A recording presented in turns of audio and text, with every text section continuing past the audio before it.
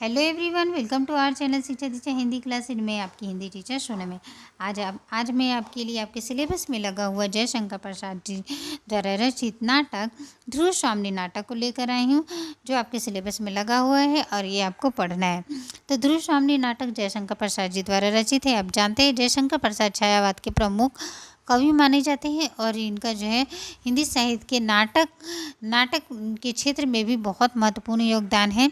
इन्होंने बहुत सारे नाटकों की रचना की है, जिसमें ध्रुव स्वामी नाटक जो है आपको पढ़ना है। तो ध्रुव स्वामी नाटक कैसा है? ध्रुव स्वामी नाटक जो है ऐतिहासिक और सांस्कृतिक नाटक है। कैसा नाटक है? तो ऐतिहासिक और सांस्कृतिक नाटक है। ये देखिए, इसका प्रकाशन वर्ष आपको याद कर लेना चाहिए। इसका प्रकाशन वर्ष 1933 ईस्वी है। इसमें कुल अंक कितने हैं? 3 अंक है। और गीत कितने हैं? तो 4 गीत है। कितने गीत हैं? 4 गीत है, याद रखेंगे। प्रसाद जी का ध्रुव स्वामी अंतिम नाटक है तथा यह जो इसका कथा जो है ऐतिहासिक सांस्कृतिक है, जो गुप्त काल से संबंधित है। तो एक क्वेश्चन पूछ सकता है कि प्रसाद जी का जो ध्रुव स्वामी नाटक है किस काल से संबंधित है? तो याद रखेंगे यह गुप्त काल से संबंधित है। नाटक में विवाह विच्छेद, स्त्री पुनर्विवाह एवं नारी स्वतंत्रता की समस्या को उठाया गया है। इस नाटक में हम क्या देखते हैं कि विवाह को विच्छेद, पहले जितने भी नाटक रचे जाते थे तो ये विषय नहीं होता था, ये स्त्री से संबंधित है। अगर किसी भी नारी का विवाह अगर गलत पुरुष से हो जाती है तो उसे जो है पूरा हक है कि वह अपने विवाह को क्या कर सकते हैं? तोड़ सकती है और दूसरा विवाह कर सकती है। तो इस नाटक में जो है प्रसाद जी ने जो है नारी का जो है शोषण के प्रति विद्रोह को दिखाया है कि नारी का जब शोषण होता है तो वह भी अपना आवाज़ उठा सकती है।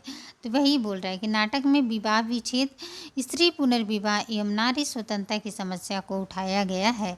नाटक में जो है शोषण के प्रति नारी का विद्रोह भी चित्रित है। तो इस तरह से ध्रुव स्वामी नाटक जी बहुत महत्वपूर्ण है। अब चलेंगे नाटक के प्रमुख पात्र को जानते हैं हम सब। तो नाटक के प्रमुख पात्र कौन कौन से हैं? ध्रुव स्वामी एक जागृत, चेतनाशील और निर्भीक प्रधान नारी पात्र है।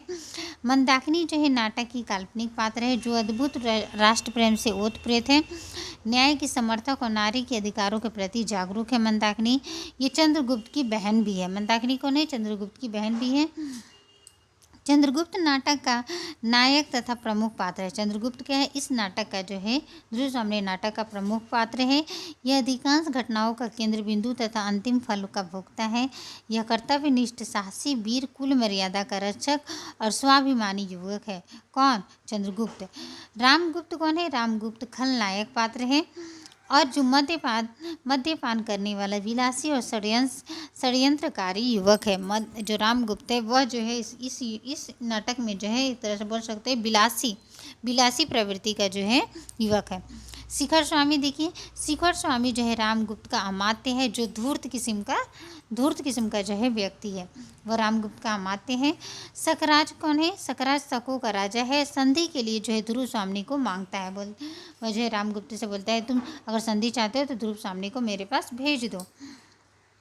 आगे देखते हैं, कुमा है सकराज की प्रेमिका है। कौन है? सकराज की प्रेमिका। अब ध्रुव स्वामी नाटक की समीक्षा पढ़ते हैं। देखिए, ध्रुव स्वामी नाटक की कथा वस्तु संक्षिप्त, रोचक व गतिशील है। गुप्त सम्राट समुद्रगुप्त ने अपने पुत्र चंद्रगुप्त को राज्य का उत्तराधिकारी बनाया था तथा उसका विवाह राजा की कन्या ध्रुव स्वामी से निश्चित किया था। देखिए, यहाँ पे गुप्त सम्राट एक राजा हैं गुप्त सम्राट के, जिनका नाम है समुद्रगुप्त। उन्होंने अपने पुत्र चंद्रगुप्त को अपना राज्य का उत्तराधिकारी बनाया और उसका विवाह जो है राजा की कन्या ध्रुव स्वामी से निश्चित किया था। चंद्रगुप्त का एक बड़ा भाई है जिसका नाम है रामगुप्त। वो विलासी, अयोग्य तथा दुराचारी है। समुद्रगुप्त की मृत्यु जब होती है, मृत्यु के पश्चात वह जो है रामगुप्त शिखर स्वामी नामक षड्यंत्रकारी के सहयोग से राज्य का उत्तराधिकारी बन गया। रामगुप्त क्या करता है? देखिए, रामगुप्त कौन है? तो रामगुप्त जो है चंद्रगुप्त का ही बड़ा भाई है और वह क्या एक ऐसा किस्म का व्यक्ति है, तो वह विलासी है, अयोग्य है, दुराचारी है और वह जो है क्या करता है, वह जो है शिखर स्वामी से समुद्रगुप्त जब मर जाते हैं तो उनकी मृत्यु के पश्चात शिखर स्वामी जैसे जो है षड्यंत्रकारी के सहयोग से शिखर स्वामी के साथ मिलकर जो है राज्य को जो है उत्तराधिकारी बन जाता है और उसने ध्रुव स्वामी से विवाह कर लेता है। वह राज्य का भी अधिकारी बन जाता है और ध्रुव स्वामी से वह क्या कर लेता है, विवाह। कौन? रामगुप्त। लेकिन चंद्रगुप्त पारिवारिक विग्रह की आशंका के कारण शांत रहता है। लेकिन चंद्रगुप्त जो है वह पारिवारिक विग्रह की आशंका के कारण वह चुपचाप वह इसमें रहता है। रामगुप्त पर जो है शकों का आक्रमण होता है और शकराज इस शर्त पर संधि प्रस्ताव के लिए तैयार होता है कि ध्रुव स्वामी उसे दे दी जाए। अभी मैंने आप लोगों को बताया जो शकराज है वो शकों का राजा है। तो रामगुप्त पे जो है जब शकों का आक्रमण होता है तो शकराज ये संधि रखते हैं कि अगर तुम ध्रुव स्वामी को तुम मेरे पास भेज दोगे तो वह तैयार होते। इस प्रस्ताव के लिए तुम्हें जो है ध्रुव स्वामी को मेरे पास भेजना पड़ेगा। कायर रामगुप्त अपने प्राणों की रक्षा के लिए अपनी पत्नी देना स्वीकार कर लेता है। और जो रामगुप्त आप जानते हैं कैसे किस्म का व्यक्ति है, वो विलासी है, धूर्त है, वह जो है कायर है। तो वह जो है अपने प्राणों की रक्षा के लिए क्या करता है कि ठीक है मैं ध्रुव स्वामी को आपके पास भेज दूंगा, वह तैयार हो जाता है। किंतु दूसरी ओर चंद्रगुप्त अपने वंश की मर्यादा को ध्यान में रखते हुए अपने प्राणों की बाजी लगाकर भी ध्रुव स्वामी की रक्षा करता है। लेकिन दूसरी ओर देखते हैं कि चंद्रगुप्त कैसा है, साहसी है, वीर है। वह जो है क्या करता है, अपने प्राणों की बाजी लगाकर ध्रुव स्वामी को शकराज के पास नहीं भेजता है और उसने क्या करता है, वह जो है ध्रुव स्वामी की रक्षा करता है। चंद्रगुप्त के शासन चलाने की क्षमता और उसके व्यक्तित्व की गरिमा को देखकर सभी सामंत एक स्वर में उसे अपना सम्राट तथा ध्रुव स्वामी को राजमहिषी के रूप में स्वीकार करते हैं। चंद्रगुप्त साहसी है, निडर है। वह जो है क्या है, वह जो है एक तरह से उसमें शासन संभालने का उसके पास जो है कुशल व योग्य शासक है। तो वह जो है जब देखते हैं वहाँ के सभी सामंत कि उसके व्यक्तित्व की गरिमा देखते हैं, वह उसकी क्षमता देखते हैं, तो वह जो है उसे राजा के रूप में स्वीकार करते हैं। चारों ओर से निराश रामगुप्त चंद्रगुप्त पर आक्रमण करा देता है, किंतु एक सामंत द्वारा उसकी हत्या हो जाती है तथा चंद्रगुप्त का विवाह ध्रुव स्वामी से हो जाता है। तो इस नाटक के अंत तक संघर्ष चलता रहता है। वस्तु विन्यास, चित्रांकन, संवाद इत्यादि विचार से यह नया रूप जो है क्या करता है, प्रकट होता है। रचना पद्धति की नवीनता या सर्वथा, मतलब इस तरह से बोल सकते हैं नाटक जो है हम लोगों ने ध्रुव स्वामी नाटक की का जो है जो कथा वस्तुता हम लोगों ने अभी देखा। तो ध्रुव स्वामी इस प्रकार से जो है रामगुप्त मारा जाता है और ध्रुव स्वामी जो है चंद्रगुप्त से विवाह करके वहाँ की क्या बन जाती है, वहाँ की जो है महारानी बन जाती है। अब इस नाटक से जो है मैंने बहुत महत्वपूर्ण कथन लिए हैं जो आपके एग्ज़ाम के लिए बहुत इंपॉर्टेंट है। ये देखिए, ये आपके एग्ज़ाम में पूछा जा सकता है और एग्ज़ाम में पूछा भी गया है। ये बहुत इंपॉर्टेंट ये लाइन है। देखिए, मैं केवल यही कहना चाहती हूँ कि पुरुषों ने स्त्रियों को अपनी पशु संपत्ति समझकर उन पर अत्याचार करने का अभ्यास बना लिया है, वह मेरे साथ नहीं चल सकता। यह कथन किसका है? मैं केवल यही कहना चाहती हूँ कि पुरुषों ने स्त्रियों को अपनी पशु संपत्ति समझकर उन पर अत्याचार करने का अभ्यास बना लिया है, वह मेरे साथ नहीं चल सकता। ये देखिए, जिसकी आवाज़ में क्या हो, एक तरह से विद्रोही की भावना, वो कौन है? ध्रुव स्वामी। यह कथन किसका है? तो ध्रुव स्वामी का कथन है। आगे चलते हैं। निर्लज, मद्यप, क्लीव, ओह, तो मेरा कोई रक्षक नहीं, ठहर कर नहीं, मैं अपनी रक्षा स्वयं करूंगी। मैं उपहार में देने की वस्तु शीतल मणि नहीं हूँ। यह ध्रुव स्वामी कब कहती है? जब रामगुप्त उसे भेजने के लिए शकराज के पास तैयार हो जाता है तो वही बोलते हैं कि मैं उपहार में देने की वस्तु नहीं हूँ।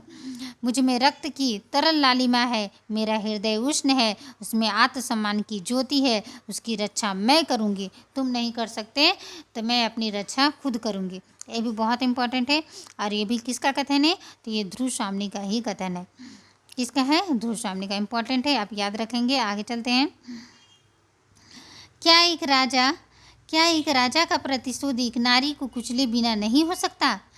ये भी इम्पोर्टेंट लाइन है, ये पूछा गया है। क्या एक राजा का प्रतिशोध एक नारी को कुचले बिना नहीं हो सकता? ये कौन कहता है? कुमा कहती है शकराज से। कौन कहता है? कुमा कहती है शकराज से। आगे चलते हैं। सच है, वीरता जब आती है सच है वीरता जब आती है तो उसके पैरों से राजनीतिक छल छंद की धूल उड़ती है। ये कथन किसका है? तो ये कथन मंदाकिनी का है। किसका है? मंदाकिनी का। बहुत इंपॉर्टेंट, ये भी पूछा गया है। यौवन तेरी चंचल छाया, ये गीत कोमा के द्वारा। आगे देखिए, सौभाग्य या दुर्भाग्य मनुष्य की दुर्बलता के नाम है, मैं तो पुरुषार्थ को ही सबका नियामक समझता हूँ। ये किसका कथन है? तो यह सकराज का कथन इंपॉर्टेंट है। सौभाग्य और दुर्भाग्य मनुष्य की दुर्बलता के नाम है, मैं तो पुरुषार्थ को ही सबका नियामक समझता हूँ। सकराज के द्वारा ये कहा गया है। ये देखिए, इसमें कुल मिलाकर चार गीत है। कितने गीत है? 4 गीत हैं। मैंने यहाँ पे इम्पोर्टेंट जो गीत था वही लिखा है। आप यह कसक अरे आंसू सहजा बनकर विनम्र अभिमान मुझे, यह मंदाकिनी जो है प्रथम दृश्य में गाती है गीत। यौवन तेरी चंचल छाया, ये कोमा के द्वारा जो है द्वितीय दृश्य में गाया गया है। याद रखेंगे। अब आगे महत्वपूर्ण प्रश्न मैंने लिए हैं। देखिए, इस नाटक से किस प्रकार के प्रश्न बन सकते हैं? तो पूछ सकता है आपको कि जयशंकर प्रसाद जी द्वारा रचित अंतिम नाटक है। जयशंकर प्रसाद जी द्वारा रचित अंतिम नाटक कौन सा है? ऑप्शन देखिए, पढ़ते हैं। चंद्रगुप्त, बी स्कंदगुप्त, सी ध्रुव स्वामी या डी आजाद शत्रु। तो जयशंकर प्रसाद जी द्वारा रचित अंतिम नाटक कौन सा है? मैंने अभी पहले ही बताया, ध्रुव स्वामी। कौन सा है? ध्रुव स्वामी। इसका रचनाकाल 1933। याद रखेंगे। आगे चलते हैं। जयशंकर प्रसाद जी द्वारा रचित ध्रुव स्वामी नाटक में कुल कितने अंक हैं? ये पूछा है, इसमें कुल कितने अंक हैं? तो चलिए बताइए, कुल कितने अंक हैं? तो जयशंकर प्रसाद जी द्वारा रचित ध्रुव स्वामी नाटक में जो है कुल कितने अंक हैं? 3 अंक है। कितने अंक हैं? 3 अंक है। याद रखेंगे। ये देखिए, ध्रुव स्वामी नाटक के पात्र नहीं पूछा है। अब इसमें जो है, इसलिए पात्रों से क्वेश्चन आ सकता है, आप याद कर लेंगे ध्रुव। लेकिन यहाँ पे पूछ रहा है कि ध्रुव स्वामी नाटक के पात्र नहीं पूछा है। तो यहाँ पे देखिए, मिहिर देव ध्रुव स्वामी नाटक का पात्र है, रामगुप्त पात्र है, पुरोहित भी इसमें पात्र है, और अलका ध्रुव स्वामी नाटक के पात्र है। यह कौन से नाटक है? तो चंद्रगुप्त नाटक है। तो आंसर क्या हो जाएगा? D number. आगे चलते हैं। पुरुषों ने स्त्रियों को अपनी पशु संबंधी समझकर उन पर अत्याचार करने का अभ्यास बना लिया है, वह मेरे साथ नहीं चल सकता। यह कथन है। यह कथन है। अभी मैंने बताया, बहुत इंपॉर्टेंट कथन है। तो ये कथन किसका है? चलिए बताइए। यह कथन जो है किसका है? ध्रुव स्वामी का। किसका? ध्रुव स्वामी का। तो ये थे आज का इम्पोर्टेंट क्लास ध्रुव स्वामी नाटक पे। और जो है आप इसे जो है प्रैक्टिस करें, आप इसे याद अच्छा से जो है एक बार वीडियो को देखकर खुद से नोट्स बनाएं। मिलते हैं नए वीडियो में नए टॉपिक के साथ। अगर ये वीडियो आपको अच्छी लगी हो तो प्लीज़ मेरे चैनल को लाइक शेयर सब्सक्राइब अवश्य करें। Thank you friends. और जो भी नए आने वाले फ्रेंड्स हैं मेरे चैनल पे, वो जो है चैनल में जाकर मेरे चैनल को सब्सक्राइब कर लें, ताकि आगे आने वाले वीडियो को नोटिफिकेशन मिलती रहे। और जिन भी फ्रेंड्स को ये PDF चाहिए, वो इस जो है वीडियो के जो है डिस्क्रिप्शन बॉक्स में जाके टेलीग्राम के लिंक से आप जुड़ सकते हैं। वहाँ पे मैं आपको ये सारे नोट्स जो है सेंड कर देती हूँ। तो आज के लिए इतना ही। मिलते हैं नए वीडियो में नए टॉपिक के साथ। Thank you everyone. Thank you.